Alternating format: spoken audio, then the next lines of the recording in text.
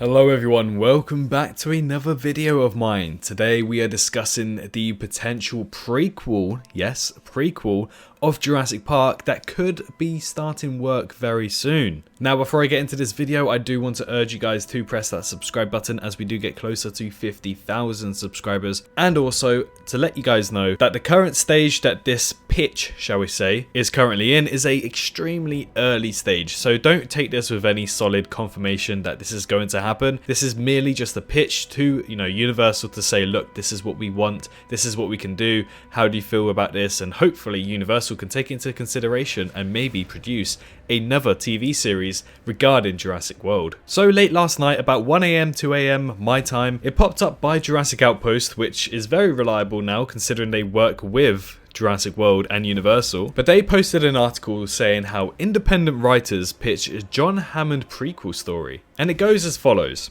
A team of independent writers have collaborated with concept artists to realise an idea that focuses on the founder of Jurassic Park himself, Mr. John Parker Hammond. The team have written a story that portrays a young John Hammond as he explores his early ventures that led to the creation of the infamous dinosaur park. So that right there kind of gives a very cool, concept idea in your head. The fact that we need to understand better about what exactly John Hammond did before the movies of Jurassic Park and how exactly he started to build the park. Because I think we know that a few workers actually died building the park, whether this was being eaten by Jurassic Park dinosaurs or just merely falling off construction works or something like that. It'll be really cool to see something like this. However, this is also a prequel to Jurassic Park, and we know that he had a flea circus and he also had, I believe, a wildlife protection reserve or something like that, according to the first movie. So could we see what John Hammond did with this wildlife preserve and also the flea circus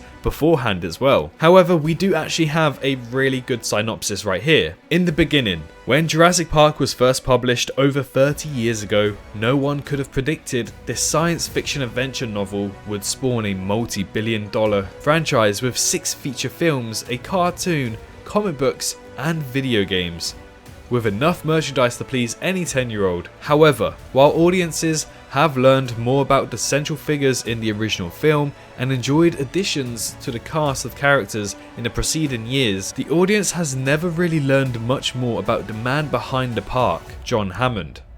Hammond is designed to be a limited series starting with the titular character working as a poor performer in the early 1950s, Petticoat Lane with his suitcase flea circus, and ending with him setting out to gather a group of scientists, 2 children, and 1 unwanted lawyer to give them an adventure they'd never forget. Bringing back dinosaurs from extinction was no easy task, and Hammond chronicles the blood, sweat, tears, and determination it took to do so. The 2 writers spearheading the project have encapsulated their vision in the form of both artwork and dioramas that they intended to share it, along with their storybook, with the gatekeepers of the franchise in hopes of inspiring the story of a life. Now the synopsis does bring some very interesting stuff here. It doesn't seem like it's just going to span over, let's say, the 1980s whilst Jurassic Park was in development and whilst the dinosaurs were being bred, but it says that they want to start off in the early 1950s at Petticoat Lane, where he had his suitcase of the flea circus, how he was manipulating people into thinking that these fleas were real, and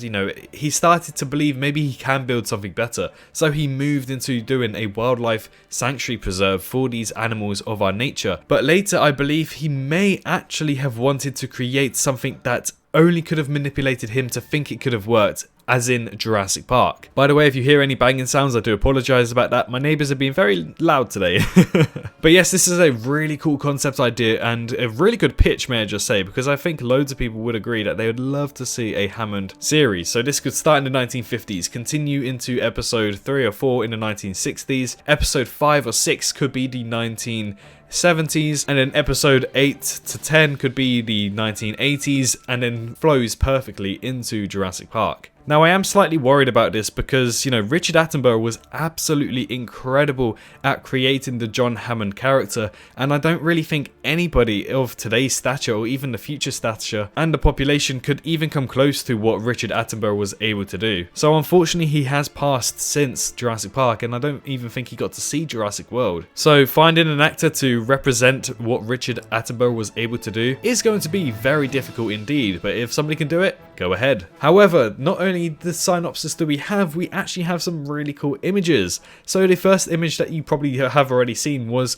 the little, let's say, box art image, or what this Netflix image could look like, with the staff and the amber inside of it, representing the signature look of John Hammond. Next, we move on to this amazing look at the Hammond Wildlife Preserve, where we have the elephant behind some fences.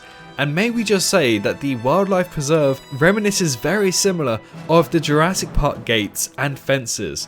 As you can see where it says Hammond Wildlife Preserve, it has that bend in the wood that we know from Jurassic Park as well at the top of its gates. And then we also have the gates itself. It has this sort of triangular feature, which, because I built it in Prehistoric Kingdom, is exactly what the Jurassic Park gates has as well, but instead has it in wood style. The fencing also represents the similar fencing that we see in a movie for the T-Rex breakout as well, so a lot of things are becoming to be very similar of the Wildlife Preserve and Jurassic Park. The next image, we actually have Hammond staring towards the gates of Jurassic Park, and you know, just thinking about how awesome it would be to have a John Hammond impersonator standing there watching the gates of Jurassic Park, the infamous gates of Jurassic Park, may I just say, being built before him and having his realization come true. Honestly, in my opinion, it just stands for an amazing scene. I honestly wish we could see something like this eventually in the future. The next image actually showcases, again, similar fencing, but what we could potentially see in the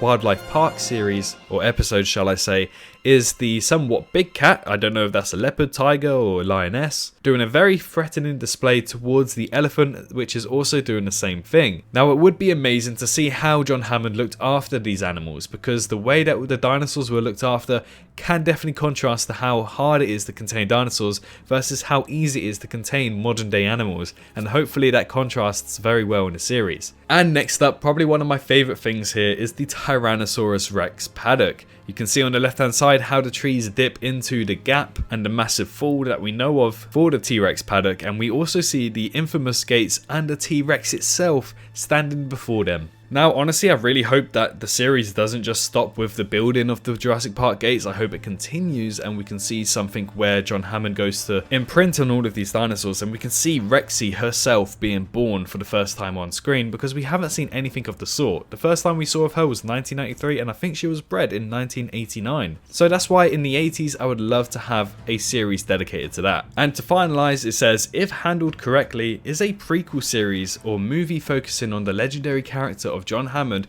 something you would like to see? Why don't you guys go to the comment section right now and let me know. Personally, for me, I think a TV series is better well suited for something like this. Otherwise, a movie, it doesn't really lead up to anything besides what we already know and expect. So in my personal opinion, I think this will be an absolutely great way to start off a set of new TV series, live action TV series, after the events of Jurassic World Dominion, especially that this will be a prequel. Not only that, but you know, you have so many cool features where, let's say, The Evolution of Claire, that book can easily become a TV series or even a movie, and you know, with Bryce Dallas Howard still being a young actress she can still portray her own self as well, which is really good. But hopefully, you know, since Frank Marshall did say this is the start of something new for Jurassic, a lot more stuff is on the works and beginning production shortly, I am increasingly excited, and especially with the release of Camp Cretaceous Season 1, 2 and 3, we can expect amazing things yet to come. But anyways, let me know your thoughts down in the comment section down below,